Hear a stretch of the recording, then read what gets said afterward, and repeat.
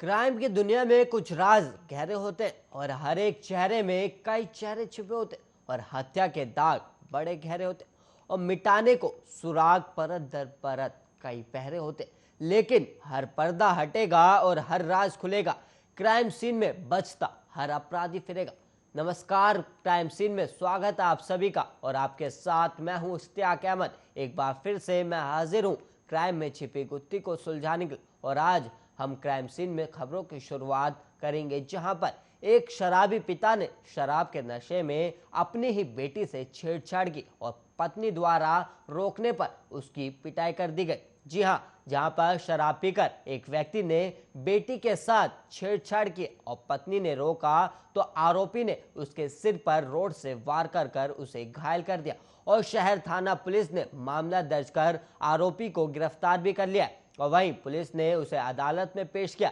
जहां से उसको जेल भेज दिया गया। और शहर की एक कॉलोनी में रहने वाली 23 वर्षीय युवती ने शहर थाना पुलिस को दी शिकायत में बताया कि 9 अक्टूबर की शाम करीब 5 बजे वो घर पर थी और उसकी मां नहा रही थी। तभी उसका पिता संतलाल शराब पीकर घर आया और अकेला पाकर उसके साथ छेड़छाड़ करने लगा और उसके शोर मचाने पर उसकी मां आई और उसे छुड़ाने लगी। इस पर उसके पिता ने उसकी मां के सिर पर रोड से वार कर घायल कर दिया और परिजनों ने उसकी मां को उपचार के लिए नागरिक अस्पताल में दाखिल करवाया। और शहर थाना प्रभारी दिनेश ने बताया कि पुलिस ने आरोपी व्यक्ति को गिरफ्तार कर लिया और उसके खिलाफ छेड़छाड़ और हमला करने के आरोप में मामला दर्ज किया गया और अदालत के आदेश पर उसे जेल भी भेज दिया गया।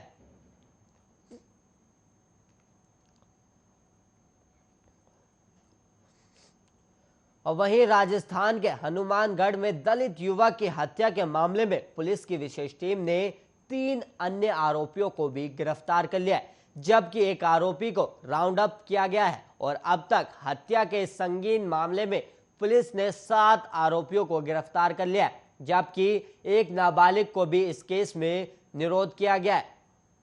हनुमानगढ़ जिले के पीलीबंगा थाना क्षेत्र में दलित युवक की प्रेम प्रसंग के मामले में हत्या के मामले में एक गठित स्पेशल टीम लगातार आरोपियों की धरपकड़ कर रही है और सोमवार को पुलिस की उसी विशेष टीम ने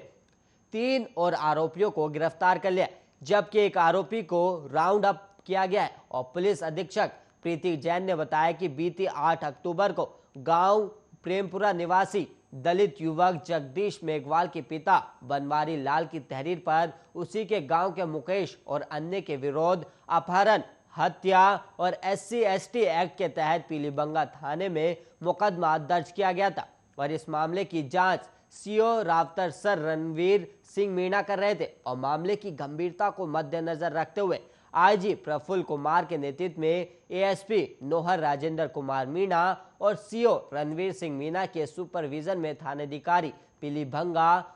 इंदर कुमार और एसआई हरबंस सिंह के साथ अलग अलग टीमों का गठन किया गया था।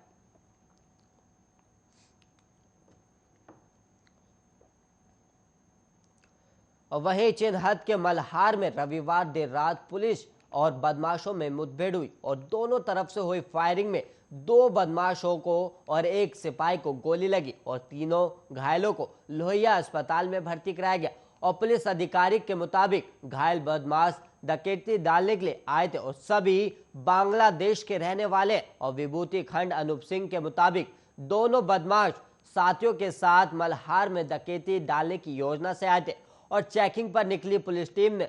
शक होने पर बदमाशों को पूछताछ के लिए रोका तो वो भागने लगे और पुलिस ने उनका पीछा किया तो फायरिंग शुरू कर दी और जवाबी फायरिंग में 2 बदमाशों के पैर में गोली लगी, जबकि अन्य भाग निकले। और घायल बदमाशों में रुबिल और आलम उर्फ आलिम बताया गया और दोनों बदमाश बांग्लादेशी है और पुलिस दोनों के साथियों के बारे में पता लगा रही है। और मुठभेड़ की सूचना पर कई थानों की पुलिस भी मौके पर पहुंच गई थी और देर रात तक गिरफ्तार आरोपियों के साथियों की तलाश होती रही, लेकिन उनका सुराग नहीं लगा। और पुलिस के मुताबिक बदमाश करीब 6 से 7 की संख्या में थे और अन्य साथियों की तलाश में पुलिस टीम आसपास के इलाके में कॉबिंग कर रही है। और मुठभेड़ की सूचना पर जेसीपी अपराध नीलाबजा चौधरी, डीसीपी संजीव सुमन, एसडीसीपी और कासिम आबिद मौके पर पहुंच गए थे।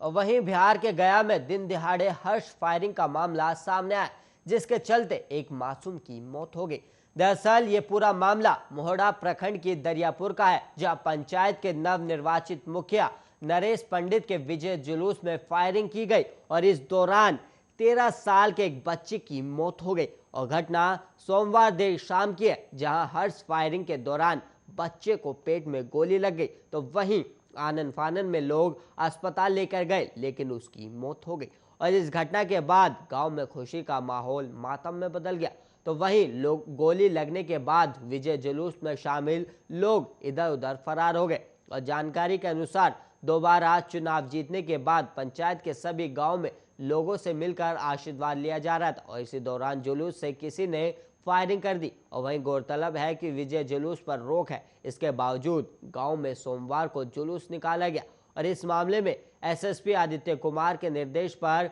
डीएसपी विनय कुमार शर्मा जांच कर रहे हैं।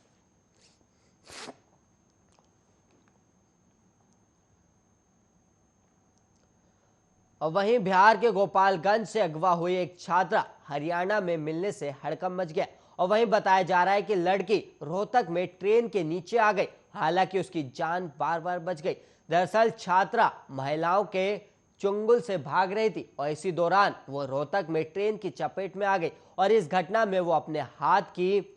उंगलियों को गंवा चुकी है और पैर में फ्रैक्चर और गंभीर चोट आई है। और छात्रा को रोहतक के रेल अस्पताल में कुचायकोट थाने की पुलिस की सुरक्षा में भर्ती कराया गया और वहीं परिवार के लोग भी रवाना हो चुके। और वहीं बताया जाता है कि पिछले महीने 24 सितंबर को बोलेरो पर सवार लोगों ने स्कूल जा रही एक छात्रा को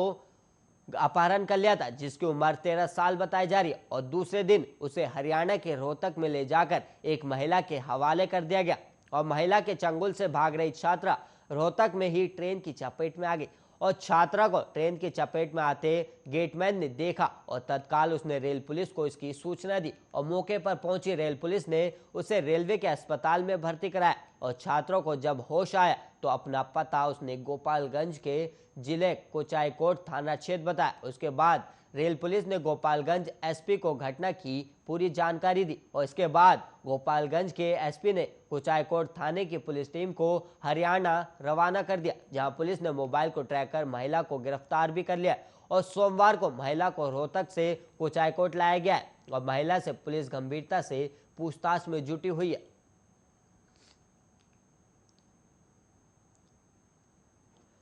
और वहीं जयपुर के नागौर के कुचामन सिटी में छात्रा से हुए गैंगरेप के मामले में बीजेपी ने लव जिहाद करार दिया और बीजेपी ने गहलोत सरकार से विधानसभा में लव जिहाद के खिलाफ सख्त कानून बनाए जाने की मांग भी कर दी है। और बीजेपी के प्रवक्ता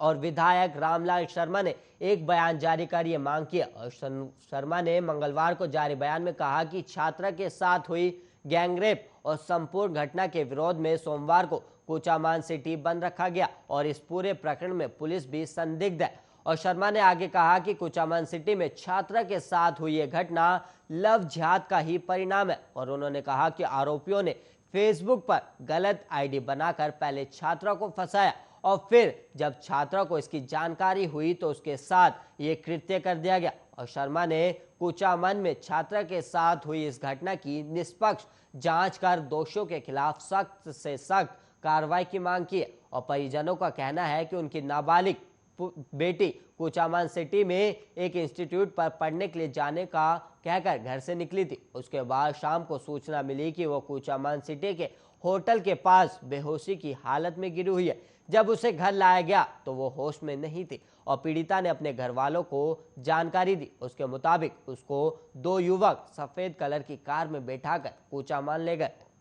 और कोल्ड ड्रिंक में कुछ मिलाकर पिलाया। और फिलहाल पीड़ित पक्ष ने आरोप लगाया है कि दोनों युवक उनकी बेटी का अपहरण कर ले गए थे। इसके बाद उसके साथ सामूहिक दुष्कर्म किया गया और उसकी वीडियो भी बनाई गई है और पुलिस ने मामले में दो युवकों को गिरफ्तार भी कर लिया है। और वहीं हरियाणा जिंद के सदर थाना क्षेत्र के एक गांव में 3 महीने पहले घर में घुसकर विधवा से दुष्कर्म करने के आरोपियों की गिरफ्तारी नहीं हो सकी है और इससे आहत पीड़ित महिला ने राष्ट्रपति के नाम पत्र लिखकर इच्छा मृत्यु की मांग की है। और पीड़ित महिला ने बताया कि उसके साथ 14 जुलाई की रात को परिवार के ही 3 लोगों ने सामूहिक दुष्कर्म किया था, जिसकी शिकायत उसने महिला थाना पुलिस को दी है। लेकिन पुलिस ने अब तक एक भी आरोपी को गिरफ्तार नहीं किया और इसके बाद दुष्कर्म के आरोपियों ने उस पर शिकायत वापस लेने का दबाव बनाया और वो नहीं मानी तो आरोपियों ने 18 सितंबर की रात को उस पर तेजधार हथियार और लाठी डंडे से हमला कर घायल कर दिया था और मामले की सूचना दी तो पुलिस ने उसको शहर के नागरिक अस्पताल में भर्ती करवाया और इस मामले में सदर थाना पुलिस ने मामला दर्ज कर केवल एक ही आरोपी को गिरफ्तार किया और महिला ने बताया कि उसकी जान को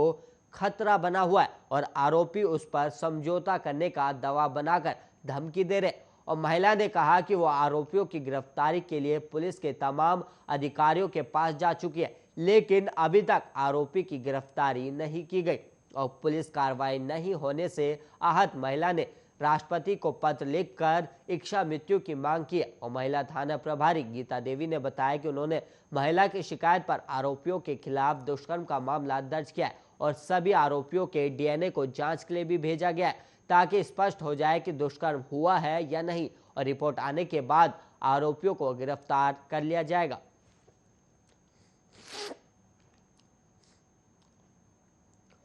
और वहीं बिहार के गोपालगंज जिले में बेखौफ अपराधियों ने सोमवार की दोपहर पेट्रोल से भरे गैलन को लूटने के बाद तेल विक्रेता को गोली मार दी और गोली लगने की वजह से तेल विक्रेता की मौके पर ही मौत हो गई और वारदात के बाद अपराधी सीमावर्ती राज्य उत्तर प्रदेश भाग निकले और घटना कटैया थाने के गोरा पंचायत के दमकी टोला की है और मृतक तेल विक्रेता कटैया के नेवरी गांव का रहने वाला है, जिसकी उम्र सिर्फ 19 साल है और वो नेहरी मोड़ पर गुमटी में गैलन में पेट्रोल डीजल रखकर बेचता था और वहीं बताया जाता है कि मंटू यादव अपनी दुकान पर था और इसी दौरान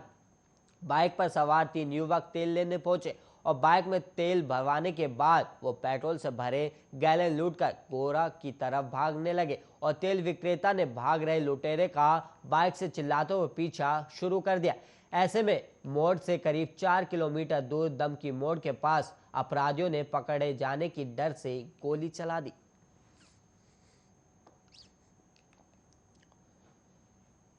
जयपुर में झोटवाड़ा थाना इलाके में दर्ज मामले में पीड़िता ने सोनू चौधरी नाम की युवक का नाम लिया है और युवती झुंझुनू जिले की रहने वाली है और आरोप जयपुर में उसके पड़ोस में रहने वाले युवक सोनू पर है, जो पीड़िता के मुताबिक उसे कई दिनों से परेशान कर रहा था और आरोप है कि दिनों सोनू जबरन पीड़िता के घर में घुस आया और अश्लील हरकतें करने लगा। जब पीड़िता ने आरोपी का विरोध किया और मदद के लिए चिल्लाने लगी तो आरोपी ने पीड़िता के साथ मारपीट करना शुरू कर दिया और साथ ही उसे जान से मारने की धमकी देकर अपना मुंह बंद रखने के लिए कहा और इसके बाद आरोपी ने दुष्कर्म की वारदात को अंजाम दिया और वारदात के बारे में किसी को भी कुछ बताने पर पीड़िता को जान से मार देने की धमकी देकर आरोपी मौके से फरार हो गया और आरोपी की धमकी से डरकर पीड़िता ने कई दिनों तक वारदात के बारे में किसी को कुछ भी नहीं कहा। लेकिन पीड़िता के व्यवहार में हुए बदलाव के चलते जब परिवार के सदस्यों ने उससे बात की तब आप बीती बताई गई और इसके बाद पीड़िता ने झोटवाड़ा थाने पहुंचकर सोनू चौधरी के खिलाफ दुष्कर्म का मामला दर्ज करवाया और फिलहाल पुलिस ने प्रकरण दर्ज कर आरोपी की तलाश शुरू कर दी। रुड़की के झवड़ेरा स्थित बालूपुर गांव में एक 13 वर्षीय युवक ठेली पर चौमिन बेचने का काम करता है और बीती देर शाम गांव के ही एक युवक से उसका चौमिन खाने को लेकर विवाद हो गया और मामला इतना बड़ा कि एक पक्ष के 6 लोग घायल हो गए और आनन फानन में सभी घायलों को रुड़की के सरकारी अस्पताल में भर्ती कराया गया और घायलों में 2 की हालत को गंभीर देखते हुए डॉक्टरों ने उन्हें हायर सेंटर रेफर कर दिया और वहीं आपको बता दें कि झवड़ेरा थाना क्षेत्र के बालूपुर गांव निवासी दलवीर के और 13 वर्षीय चौमिन और मोमोज बेचने का कार्य करता था और बीती देर शाम गांव का ही प्रवीण नामक युवक अपने दोस्तों के साथ चौमिन खाने के लिए पहुंचा, जहां मोहित ने चौमिन खत्म होने की बात कही और मोहित की इस बात से नाराज प्रवीण और उसके साथियों ने मोहित से मारपीट शुरू कर दी और बीच बचाव करने आए मोहित के दादा, चाचा और चाची, ताई और उनका बेटा और एक और चाची के ऊपर लाठी डंडों से हमला कर दिया गया और थोड़ी ही देर में विवाद इतना बढ़ गया कि प्रवीण पक्ष के 1 दर्जन लोगों ने मोहित के परिजनों के ऊपर लाठी डंडों से हमला कर दिया और इस हमले में करीब 6 लोग घायल हो गए, जिनमें से 2 की हालत गंभीर बताई जा रही और डॉक्टरों ने हायर सेंटर के लिए रेफर कर दिया है।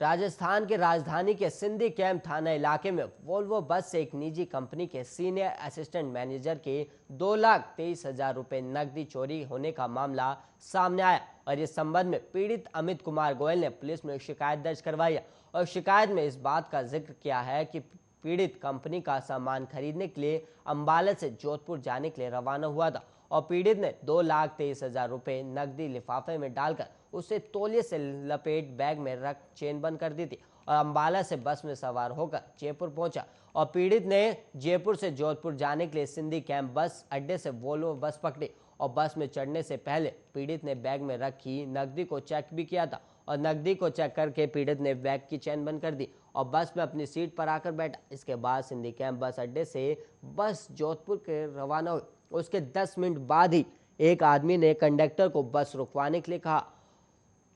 और बस से नीचे उतर गया। इस पर जब कंडक्टर ने उस व्यक्ति से बस